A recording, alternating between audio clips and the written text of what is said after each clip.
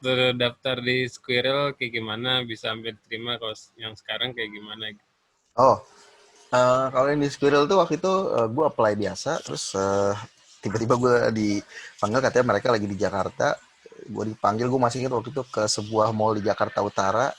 Eh, ya Arya pernah sih ke mall itu karena dulu mantannya deket mall itu. Terus gue ke situ, terus di sebuah kedai kopi yang cukup terkenal karena bergambar sebuah dewi apa gitu, gue nggak tahu.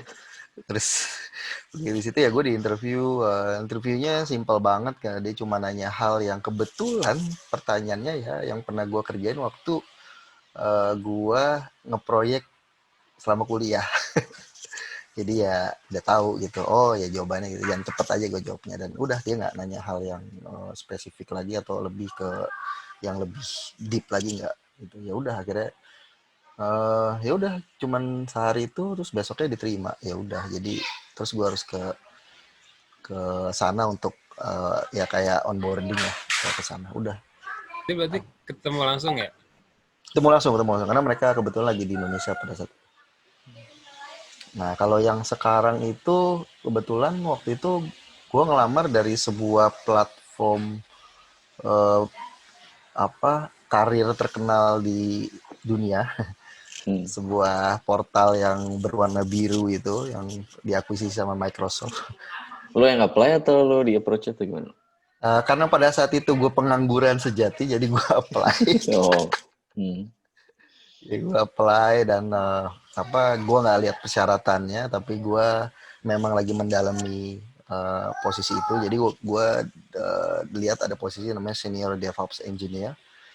Jadi gue gue tahu tentang software engineering sama mix sama infrastructure. Jadi gue coba aja sih, oh kayaknya boleh juga nih. Nah begitu gue ini, ternyata gue baru tahu pada saat itu eh, di situ ada nama seseorang yang gue familiar, ini Indonesia banget namanya, ternyata dia orang Indonesia gitu, dan dia udah 20 tahun di perusahaan itu. Jadi dari perusahaan itu ada sampai sampai dari perusahaan itu baru jalan setahun kalau nggak salah, itu dia udah di situ. Jadi dia karyawan kesekian lah, lumayan termasuk 20 besar karyawan pertamanya di situ gitu. Dan pas gue datang situ, ya dia ngasih soal, gue dikasih link online gitu. uh, Seingat gue bisa jawab semua, cuman kayaknya ada satu pertanyaan, ada satu soal yang uh, kayaknya gue nggak berhasil, yang satu soal itu. Jadi kalau nggak salah itu ada 5, tapi satu soal itu gue nggak berhasil gitu. Gue nggak tahu, nggak berhasil gara-gara waktunya kurang atau apa gitu, gue lupa yang mana gitu. Tapi ada dari 5 itu satu kayaknya gue nggak berhasil. Nah terus, nah, akhirnya gue ya karena waktu itu banyak juga gue apply ke yang lain, interview yang lain, terus tiba-tiba dipanggil gitu, terus tiba-tiba oh ada tes gitu. Jadi terus gue bilang tes apa lagi. Nah sekarang langsung ketemu sama eh, calon usernya, dan ada satu posisi tinggi. Jadi gue pada saat itu gue belum tahu yang interview gue siapa gitu kan. Belakangan gue baru tahu. Jadi orang yang interview gue pada saat itu semua posisi gila-gila. Hmm. Jadi boleh dibilang ya, ini gue kasih tau aja, itu umurnya semua di atas 40. Iya, di atas 40.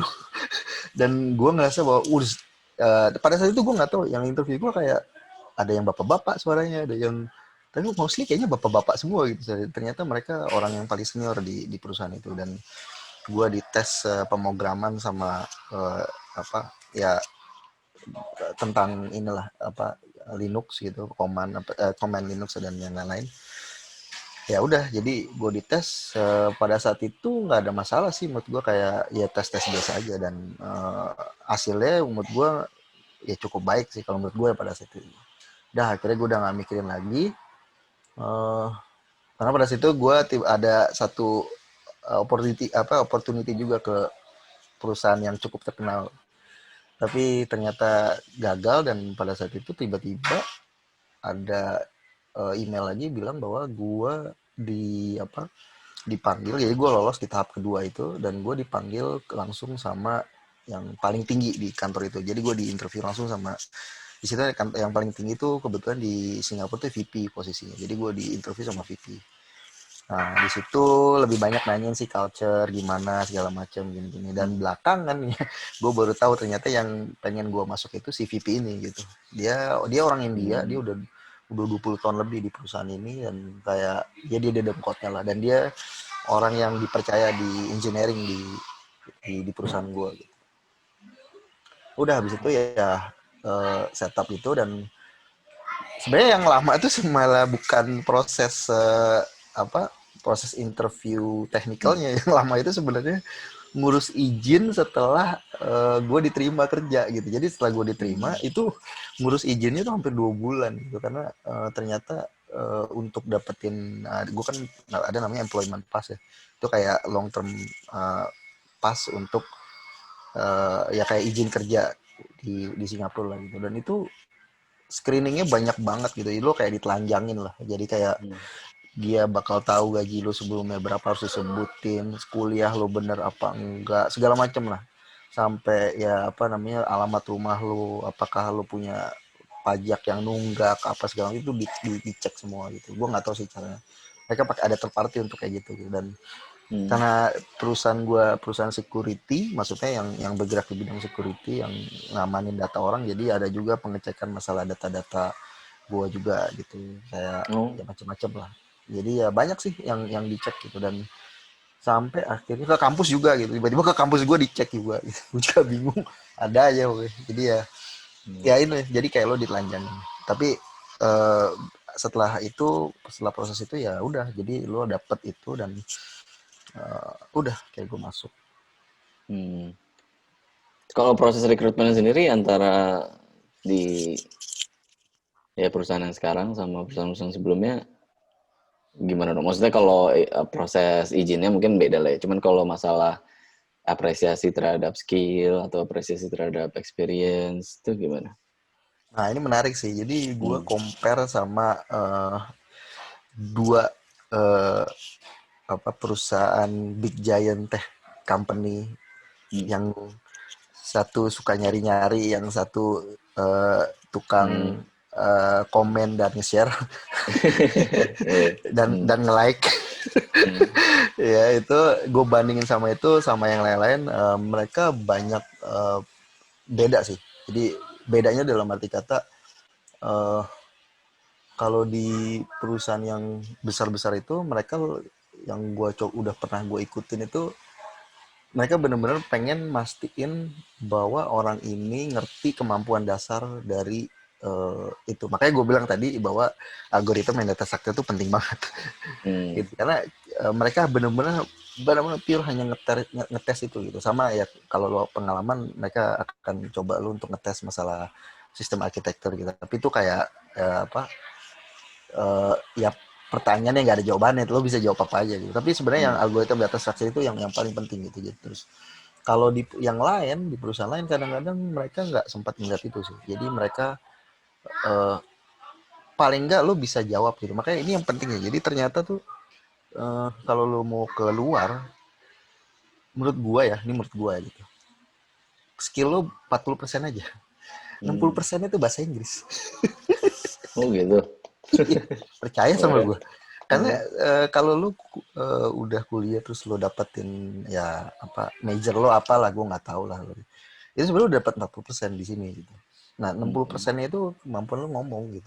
Nah kadang-kadang kan apalagi kalau orang kita, kalau kita ngomong sentence yang banyak gitu kan agak sulit gitu ya. Kayak bilang kalau lu describe yourself kayak gimana gitu. Itu kan kayak ya begitu sentence pertama oke, sentence kedua mulai menurun, sentence kedua jadi grafiknya makin lama kan turun tuh biasanya. Nah itu di situ orang udah mulai nah itu yang kadang-kadang, makanya gue bilang tadi ya itu kemampuan yang algorithm and data structure. Yang kedua itu kalau menurut gue sih bahasa Inggris sih. Nah kalau lu udah punya dua kemampuan itu, kalau menurut gue paling nggak lu udah 90% lah. Karena 10% kalau kata bapak kita Pak Bovan itu katanya doa gitu. Tapi ya 90% itu udah pasti masuk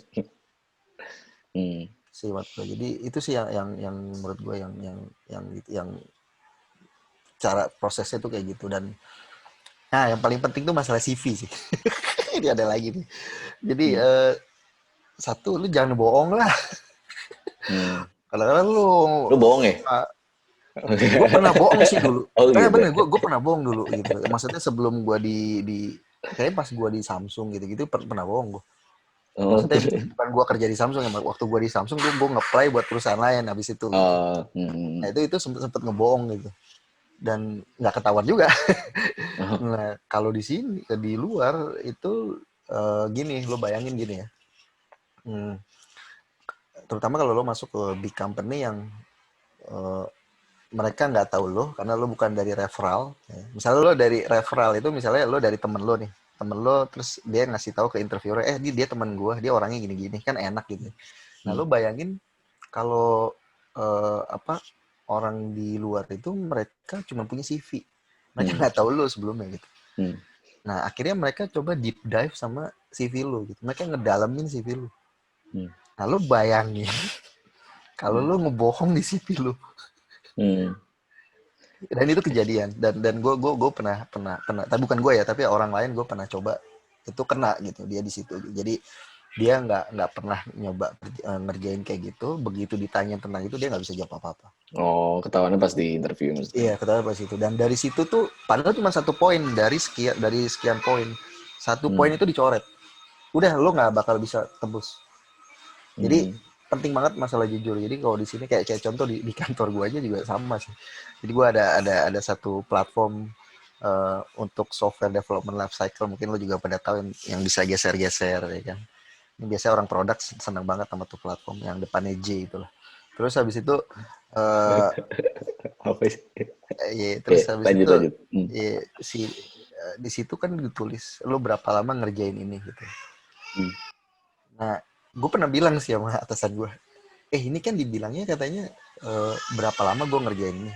Kalau gue ngerjain misalnya sejam, tapi sebenarnya gue tulis di situ cuma 5 hari, itu boleh nggak? Ya terserah lo gitu. Tapi kita di sini mengharapkan kejujuran lo. Jadi jujur itu penting. Jadi ya Ya. akhirnya gue, tapi lucunya itu akan kelihatan waktu ada review pas meeting atau misalnya lagi kayak daily stand up apa itu kelihatan di situ. Kok lu lama ya gini doang gitu, karena biasanya kan kayak gitu lo dependensi sama sama yang lain gitu. Kayak contoh misalnya lo ngerjain web login gitu kan, terus tapi misalnya lo butuh API gitu, ini contoh aja gitu. Nah API-nya udah jadi tapi kok login lo belum jadi. Nah dari situ kan biasanya ketahuan gitu, tapi intinya lo di situ harus dituntut kejujuran lo gitu. Jadi yang paling penting sih. Sama di CV. Nah ini lagi nih, di CV itu yang penting 3 ternyata di dalam CV yang lo buat itu. Yang pertama itu title apa yang lo buat, namanya lah. Syukur-syukur kalau masih ada, misalnya lo buat mobile app gitu, tapi harus jelas, jangan bikin aplikasi mobile bubrak gitu kan. Apa misalnya bikin aplikasi mobile kasir apa gitu contoh. Nah yang kedua itu teknologinya. Nah lucunya kadang-kadang ada orang waktu nyebutin teknologi itu aja udah salah gitu. Membuat sistem informasi A gitu, teknologi yang dipakai PHP, terus langsung mulai mikir, oh nggak ada HTML-nya ya, oh berarti PHP-nya doang, oke. Nah di situ udah salah. Jadi lu mesti lengkap apa yang lo pakai di situ ya lo sebutin gitu, karena supaya jadi. Dan yang paling penting itu yang ketiganya, lo harus ada yang namanya apa namanya impact-nya. Jadi misalnya contoh lo buat aplikasi mobile di download 10.000 orang, harus ada sesuatu yang bisa diukur sama angka, atau misalnya ada ukurannya lah gitu. Kayak misalnya ngebuat proses lebih cepat, yang tadinya sekian jadi sekian, yang tadinya nggak otomatis jadi otomatis, ya gitulah ya, simpelnya. Nah, karena kalau nggak ada, mereka nggak tahu, oh lo cuma bikin doang, lo nggak tahu itu buat apa. Nah itu yang jadi repot sih. Nah itu kurang lebih apa, kalau lo pengen ke sana ya itu poin-poin itu yang lo harus apa masukin.